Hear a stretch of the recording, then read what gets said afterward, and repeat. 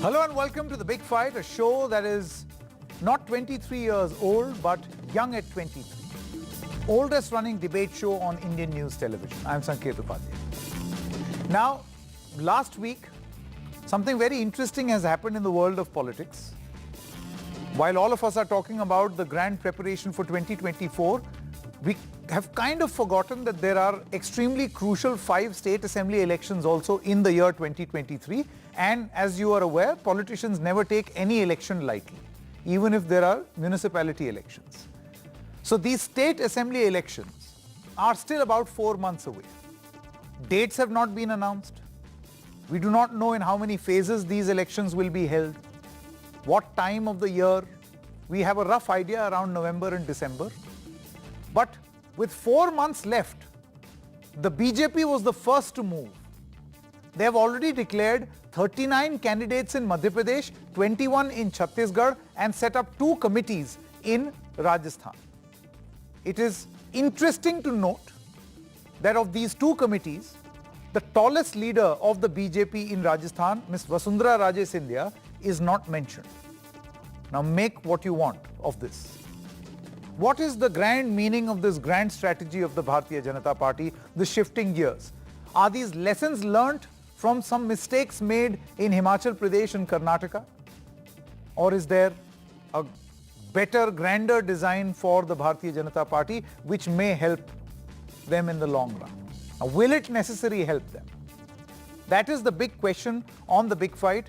Is this change in strategy of the BJP going to work in the state assembly elections? We're not concentrating on 2024, but the 2023 elections. Joining us now, first, let me introduce our guests joining us via satellite. We have Mr. Shekhar Iyer, senior journalist. We also have Shipra Mathur, senior journalist, joining us from Jaipur. In the studio with us, Mr. Anurag Verma is a senior journalist. Thank you very much. Sudeep Srivastav is a political analyst, as well as, he tracks Chhattisgarh, Madhya Pradesh and Rajasthan particularly very, very closely. Thank you very much. Mr. Vinod Sharma, political editor of the Hindustan Times. Good to have you in the studio. Aarti Jairath, senior journalist, thank you very much. For a change, we are not discussing opposition unity. We are talking about something else. Also with us in the studio, Mr. Siddharth Yadav, spokesperson of the BJP, and Anshul Avijit, spokesperson of the Congress Party. Let's begin with what we call is the first punch, 1 minute of uninterrupted time to our panelists to make their opening comments. We'll begin with our guests in the studio, Mr. Yadav. Because this has to do with the BJP, your time begins now. Thank you so much, Sanket, for having me here. I think we are thinking more of what the BJP or our party has been doing with the state polls, because our party takes elections very seriously and we are a very vibrant political organization. We take every election seriously, we take every Karyakarta seriously, and we take the issues in those elections very seriously. In the coming polls this year, for all the important states, be it Chhattisgarh, Rajasthan, Madhya Pradesh, even Telangana, or all the states that are going to polls this year, we are very sure that we have to take the issues of the people in between the people. For where we are in the opposition, it is our duty that we raise the issues of which the people are facing, be it the issues of law and order in Rajasthan or the issues of corruption in Chhattisgarh, where we have been working for the welfare of people. We are determined that we have to go to people and tell them of our achievements. So if our list has come out, 2 of our lists have come out for Chhattisgarh and for Rajasthan, for Chhattisgarh and for Madhya Pradesh.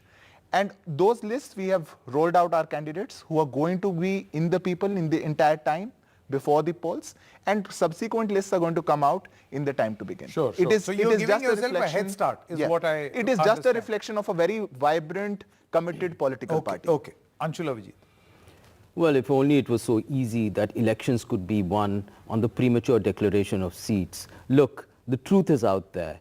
The Congress party is going to win in both Chhattisgarh and in Madhya Pradesh and in later on in Rajasthan decisively and emphatically. And in Madhya Pradesh in particular, there will be no room for any kind of doubt. It will not leave any room for BJP's twisted machinations, as we saw last time round when there was a coup of sorts, when our democratic culture was compromised with, and a government was instituted which didn't have a popular mandate. That is their culture. You've seen that in all states. Look, scandal after scandal is haunting the BJP, particularly the Chief Minister in Madhya Pradesh over there. Our campaign is a positive campaign over there, and it's dependent on a couple of things that have happened over the past few months, which have rejuvenated the party and the cadres, which is the Bharat Jodo Yatra, the success in Karnataka. In Chhattisgarh, we have a very, very stable, a positive government that has done a number of pro-poor programs, including input subsidy to farmers. Every disadvantaged group has been taken care of. And let there be no doubt over there as well, the opposition that the BJP is in complete disarray over there. They don't even have a face over there. And we will come back and we will establish ourselves in all these states. Sure. Ms. Aarti Jain. Sanket, it's very interesting that the two lists the BJP have announced are candidates for the seats that they have lost, that they lost last time, and seats where they are considered traditionally weak. And if you notice, they have brought back old candidates to these seats. It's not that they've gone for new faces. A lot of them are actually candidates who stood earlier, who lost the seats, but they have been given tickets this time also.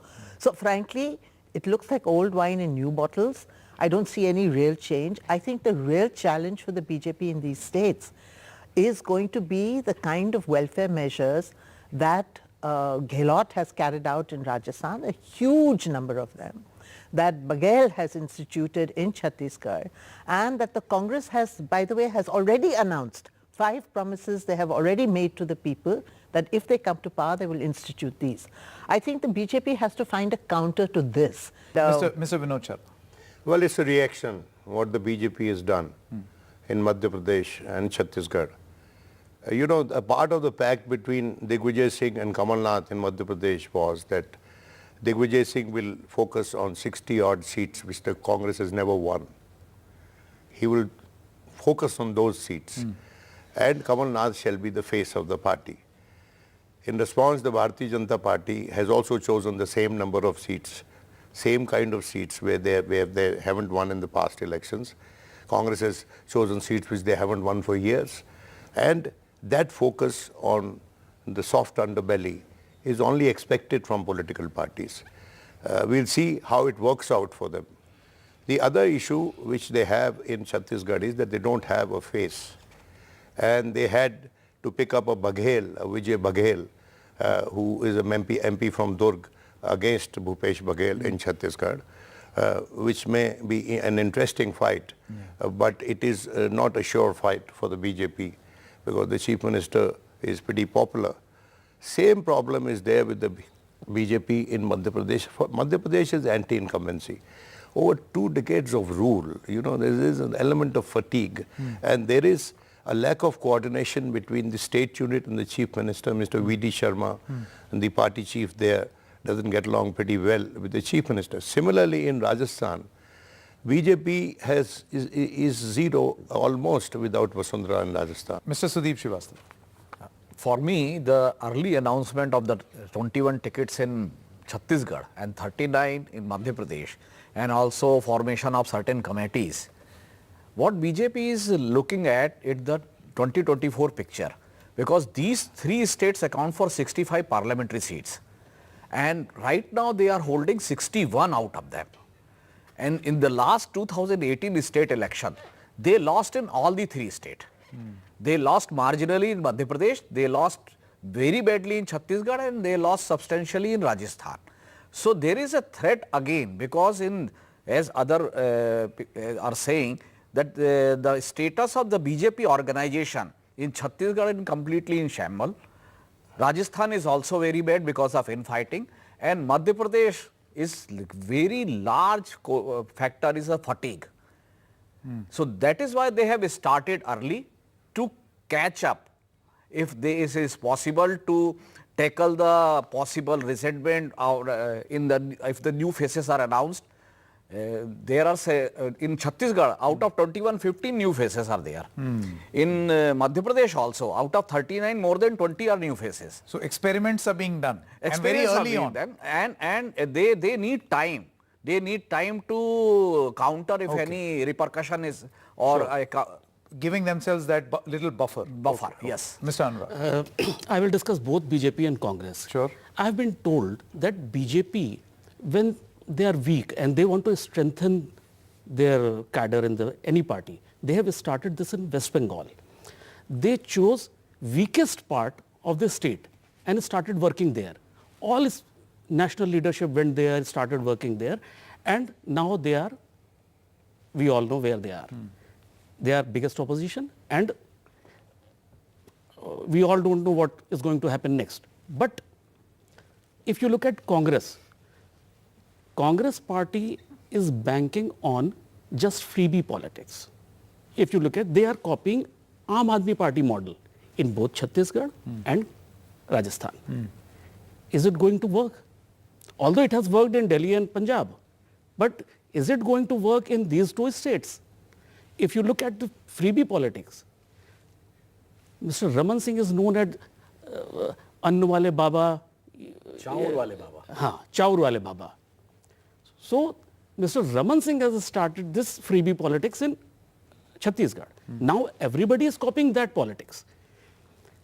The biggest challenge in front of Congress is how to get weak point of the BJP and their leaders to win in these states. Okay. Shipra Mathur as well as Shekhar Iyer are also with us. Ms. Shipra Mathur, your opening comments.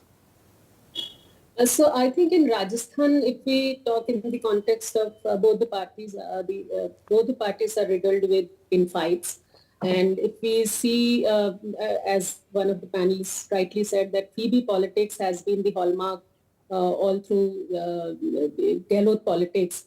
And Pilot versus Gehlot issue never got resolved. So that is the hallmark of Rajasthan politics in terms of, how Congress is playing the game. But in terms of, I think how BJP is trying to project, and definitely Vasundhara factor is coming up very strongly, because the two announcements, one, the manifesto committee was announced, and political management committee was also announced with 21 members in each of the committees. And her name was not there, and not only her name, but also the people who were close to her didn't figure in those committees. So that is one question which is being raised, and also, but the hopes are that once the campaign committee is being announced, then she might be getting her presence in the committee, whether as a chairman or whether she'll accept herself as a member of the campaign committee. That is going to play a big role in Rajasthan politics, because one thing is very clear from the perspective of Rajasthan, that it's not going to be the same game as we have seen in the past, that once Congress and once 5 plus BJP. 5. Yeah. Yeah, because last time also the margin was very, the seat margin was also not very wide. It was 30 to 35 seats, and vote margin was also very minuscule. Yeah. So it's going to be crucial for both the parties, and it's not an easy game for any. Okay. Mr. Shekhar Iyer, your comments. Well, Saketji, I don't think on the basis of constitution of committees we can draw inference, because today Chhattisgarh Congress Election Committee and Management Committee lists has come out. In that, neither the Chief Minister Bhupesh Baghel nor his close number 2 T.S. Singhdeo name figures. So one cannot infer that they are not in the picture. Similarly, I do not see a situation where the top BJP leadership would send any signal as to signal that Vasundhara Raje will be kept out or will be sidelined. That's not going to happen, because they have paid the price last time. Definitely she will play a role. At this time, this committee is rather a nuts and bolts committee, and one is headed by Arjun Meghwal, and which is more to do with manifesto and things like that, which will take input. So I don't think one can make that inference. And the other big point I think we must remember is these 3 elections are some kind of do or die for the BJP, because this will set the narrative for the Lok Sabha elections. And therefore you can see that BJP trying to come up with several plans, looking at those places which are where they don't have a winnable candidate and they don't have even candidates who are willing to contest. You know, it's So those are the surprising places that you they have use been such a sharp commentary, calling it do or die, because if you look at 2018 and 2019, I mean, the BJP lost many state assembly elections, and look at their victory in 2019. I mean, there was absolutely no comparison. So I'll come back to you where you can elaborate further on why Sanket, you think... just a point. No, Yeah. Sanket, when I said do or die in terms of narrative, I'm not talking of the Lok Sabha poll outcome. Okay, sure. Mr. Vinod Sharma, let's first start by talking about Rajasthan. Here is a peculiar state where both leaders, tall leaders of both these parties, have faced massive resentment from within. Mr. Ashok Gehlot from Sachin Pilot, and yet he's survived, and now he's very obviously the face of the Congress's election machinery. And on the other hand, you've got Vasundhara Raje. Do you think an attempt is being made now in the BJP and was being made in the Congress also to make this a bit of a collective, that all of us will work together, ek saath chalenge, one person will do this, one will do that, we'll fight under the leadership of the Prime Minister? Do you think that something like this will be acceptable to a leader like Vasundhara Raje, who has literally ruled with an iron fist the BJP's systems and management and processes in Rajasthan? Vasundhara Raje is a different kettle of fish. She is a leader in her own right. And she is a leader capable of floating a regional party in Rajasthan and make it a success. The BJP leadership perhaps knows that. And they'll have to handle her with care for their own benefit and to the liking of Vasundhara Raje. Vasundhara Raje, I quite agree that, you see, she would be maybe part of the campaign committee. And sometimes you have to make a distinction between de facto, de jure situation. She is the de facto leader who doesn't require a de jure position in the party anywhere. The same applies to people like Mr. Modi at the national level, that they are de facto leaders and they are the destination faces of their party. People look at their face and come and vote for their party. So you cannot abandon a leader of that stature. The problem perhaps is of chemistry between Vasundhara Raje and certain people in the central leadership. But Vasundhara Raje has a background both in terms of her family and her politics that she is used to having her way.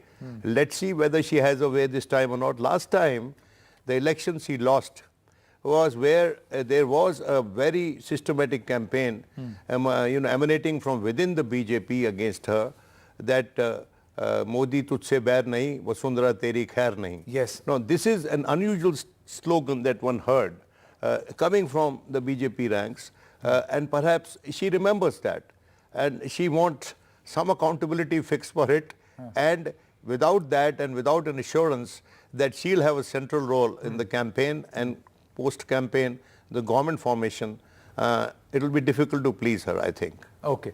Mr. Yadav, you see, let's stick to Vasundhara Raje for a moment and then we'll move to other leaders. One logic that is being given by the Bharatiya Janata Party is that she has been accorded the respect that she deserves. She is a national level leader, in fact वो राष्ट्रीय उपाध्यक्ष है. तो ऐसा नहीं है कि मतलब she is nowhere in the mix. She is a national leader and thus we are cultivating more leadership and it's a bit of a collective. But if you were to extend the same logic to Madhya Pradesh, then it seems that the rules are very different for Rajasthan and rules are different for Madhya Pradesh. For instance, Madhya Pradesh में आपका चुनाव प्रबंधन समिति जो है वो नरेंद्र सिंह तोमर के पास है. He is also a national leader. In Madhya Pradesh, you also have CM Shivraj Singh Chauhan, who also occupies important positions in the center. The National General Secretary Kailash Vijayvargiya, he is also part of many of these committees in Madhya Pradesh, and we know that he is a national leader. He was the head of he was the in charge for West Bengal. So why is it that there is a different rule for Madhya Pradesh and a very different rule for Rajasthan, for leaders? No, that is not the case actually. If you closely look at it, Shivraj Singh Chauhan ji is our Chief Minister in Madhya Pradesh. He is in no position in the center. He does not hold an organization responsibility. No, Kailash Vijayvargiya. No, I'll come to all the names. You mentioned Shivraj Singh Chauhan, you mentioned Narendra Singh Tomar, and you mentioned Kailash Vijayvargiya. Yeah. So Shivraj Singh Chauhan ji holds no position in the organization in the center. Narendra Singh Tomar ji also does not hold any organization position in the center. He's a cabinet minister. In all states, whenever such a responsibility is given... Just adding to Yes. my argument, you see the logic given in Rajasthan is none of the position holders should be a part of these committees. We should have more people for a more diverse viewpoint. But in the Madhya Pradesh committees, you've got Mr. V.D. Sharma, who's the state president, and you've got Shivraj Singh Chauhan, who's the chief minister. Yes, absolutely. So by this logic, they should not have been there in your committees in Madhya Pradesh also. No, that is not the case. If you have to look at it without any... Different strokes for different No, folks. it's absolutely not the case. Because we are not in power in Rajasthan. C.P. Joshi ji is there in Rajasthan. He is the state president, the counterpart for V.D. Sharma ji. We don't have a CM in Rajasthan yet. Yeah. So the same rules don't apply. But the point is, all these committees, I think there is nothing unusual about what is happening with the organizational structure. Whichever state we go to polls into, our union cabinet ministers go there as in charges.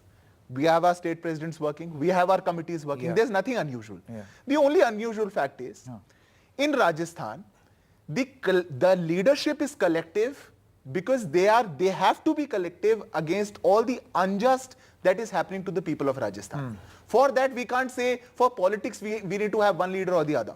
If we are having 17 rapes in a day in Rajasthan, if the law and order has gone down like anything, then all leaders and all people have to come together to bring out a government, to expose the government, and to come and to say that, we have to restore the law and order. Mr. Sudeep Srivastava, you see, the point is, and let's come back to Madhya Pradesh and Chhattisgarh, the fact that the BJP 4 months ahead of the elections has released its first list.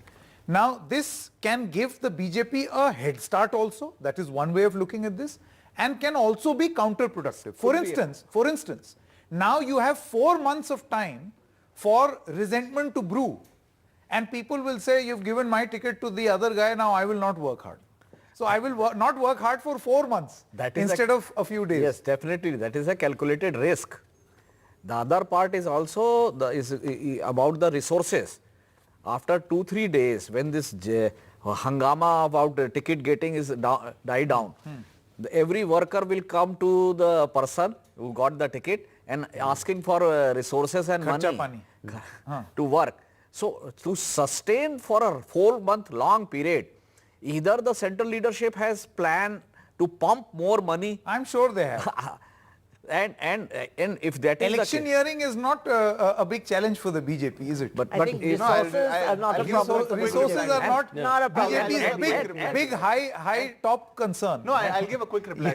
It's not only. I'll just give a quick reply to what you said. It's not just about resources. I'll come back. Okay. And the other aspect, this 3-month long time will give the other contenders of that particular seat to prep, to shift loyalties and arrange the mechanism to divert their votes, their influence pockets.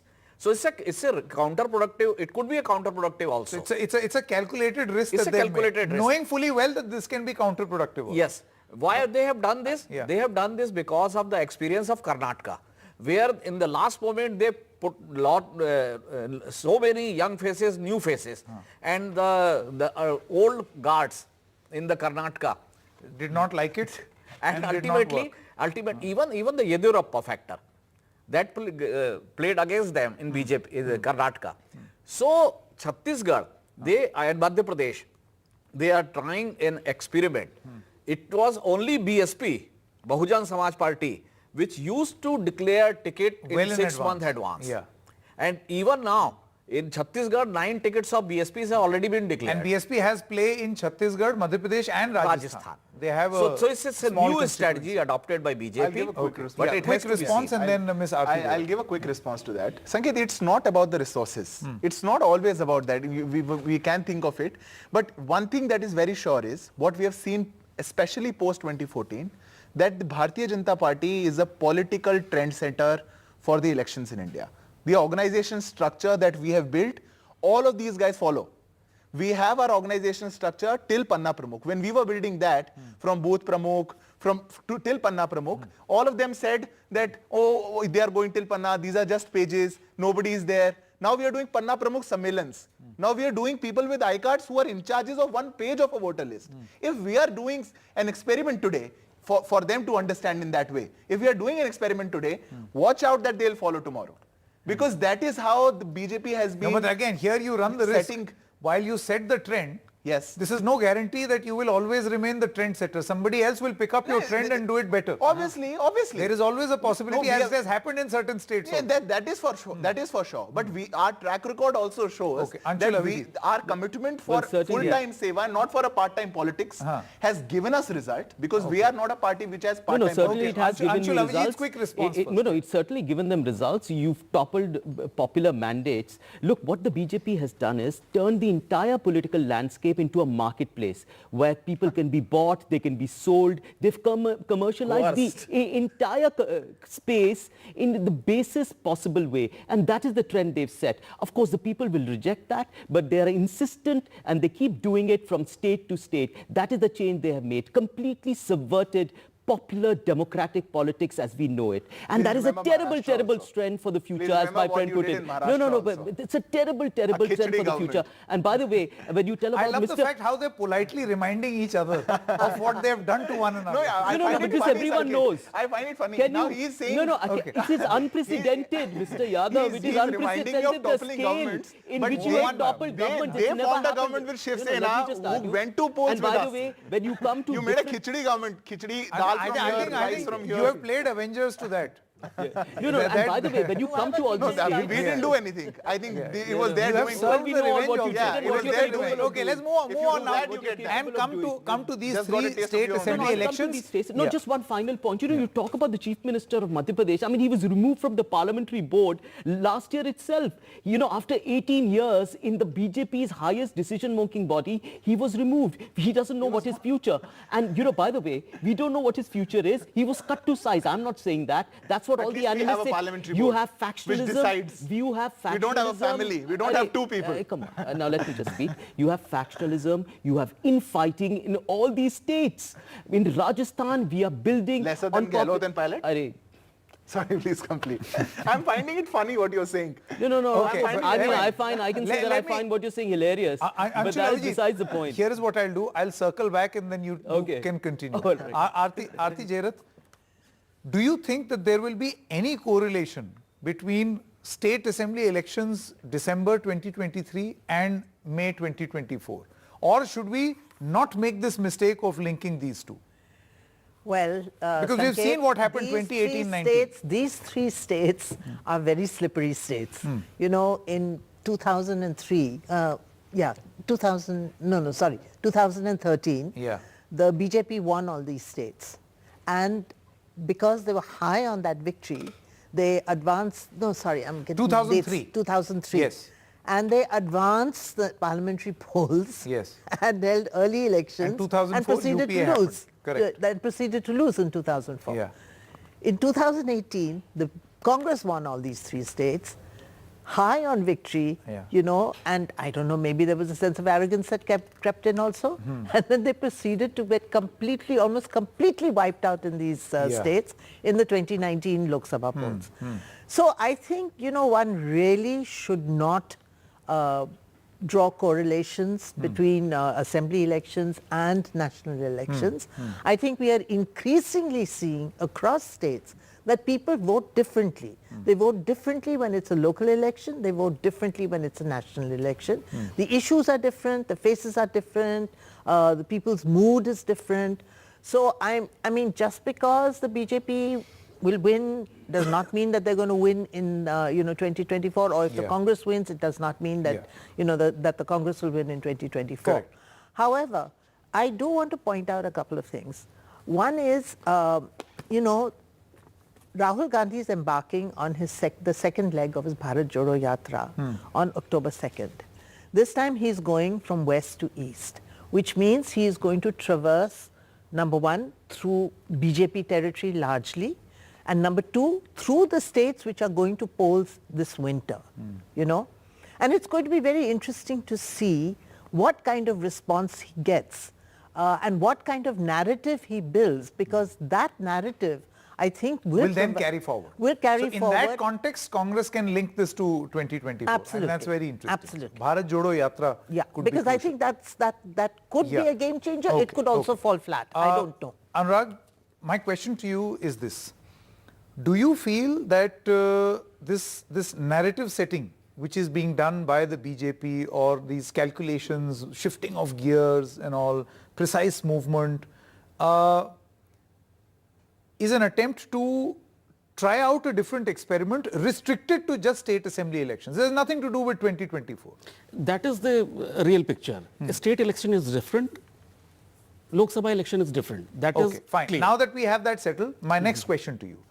Do you feel that in all these states, there is an attempt being made by the BJP that whatever the state leadership comes up or is developed is, for lack of a better word, slightly pliant or subservient to the central leadership of the Bharatiya Janata Party, or if pliant is a strong word, more aligned to the central leadership, which perhaps in states like Madhya Pradesh and Rajasthan, the existing leadership is not? That is the problem with the Vasundhara Raje. If you look at Vasundhara Raje, she is, as Vinodji has already said, she is very strong leader. And I'm not sure, but I'm scared that we are taking Vasundhara Raje too seriously. Too seriously? Yeah. Okay. Because, look, this word is changing very fast. She is out of power from since long. 5 years. So, the entire world has changed in last 5 years. Are we really Would sure? you like to elaborate how? I mean, are you trying to suggest that the BJP has developed a next rung of leadership in Rajasthan minus Vasundhara Raje? Probably they have done, or they are doing it. Are That you is sure? Are you sure? I mean, this is just a speculation, because we are Vasundhara Raje is going to change the. Shipra Mathur, do you think that the BJP can win elections minus a Vasundhara Raje, or with a very muted existence of Vasundhara Raje in a state like Rajasthan? No, definitely not, because she has an influence. I mean, as people would project that she might be having influence in that region where she hails from, the Hadopi region, couple of constituency, but it's not the case, because she has held two-time, the chief minister position, and she has influence across the state. So one thing is pretty clear, and that's why this question again and again, whether you count her a strong leader or in her influence or not. But the fact of the matter is that she has influence across the state, and she cannot be sidelined for one reason, that she's perhaps one face which is seen to lead the state, because the rest of the leadership, which are really visible in some sense in BJP, they are not projected, they are not taken by the people as faces very strongly who can lead. And you also, as you pointed out, that yes, this could be the strategy at the central level, that people or the leadership at the state who are subservient or who are little more aligned to the center, they are being readjusted, and it's not being sidelined, but how to give more space to the people, because you have to keep in mind that 52,000 booths at booth management across the state was handled by Satish Punia. And that was an entire effort to bring in new people and bring in new faces, and this recent experiment. I think this is a problem that particularly in states most parties face, where the regional satrap is so powerful that you do not or can't immediately think of a second rung, and then there is a second rung which comes in. One very interesting thing which is happening in terms of strategy, as you see in BJP, that they are bringing in tomorrow. I suppose when 200 MLAs would be coming to Rajasthan, and they would be going across all the constituencies to assess and to give a feedback and to also suggest solution that what is the possible winnability there. So it's an experiment which is going on, and this entire effort is also to counter the caste politics that Congress has been. Shekhar Iyer, my final question to you. Do you feel that the BJP strategy of largely going faceless into these elections, and the BJP had more than the Congress party championed the philosophy of presenting a face, whatever the election may be? So to go faceless into these elections and present an organization, basically all elections fought under the leadership and chehra of the Prime Minister. Do you feel, Mr. Shekhar Iyer, that this is going to necessarily pay off? For instance, Gehlot versus question mark, or I don't know, Kamal Nath versus question mark, Baghel versus question mark. So this question mark is advantage Congress or advantage BJP? No, they are not going faceless. They are going with lot of faces. I mean, that is the strategy. No, but you can only have one chief minister, no? Yeah, true. Not you many can have faces. only one chief minister. Yeah. But when you know that everyone has an ambition and everyone has a group, and in the last Rajasthan election, the problem so much was not about the faces or the face. It was rather about selection of candidates. Because the Vasundhara was insisting on some candidates, the other side was insisting on some candidate, and that resulted in a lot of, despite their internal surveys, they had to give in some places, they had to hold on some places. The net result was BJP lost. But this time I think they are going to be more careful, and I see a situation where Vasundhara needs BJP as much for her future, and BJP too needs her. So we are not going to see this or that. Rather, there will be a lot of permutation, combination until the last go. We would not know who would be the chief minister. But we must also remember... Lots of permutation, combination means a good time for journalists because they will be Of lots course, to report you will have on. several... You will have several such shows. Yeah, absolutely. And also remember that there is a constant endeavor by Modi to push for new faces, new candidates, and the more concentration will be at the constituency level rather than at this junction about state face projection. Interesting. All right, thank you very much for joining us on The Big Fight. We're stopping for a short break at this moment. When we come back, some exclusive interviews.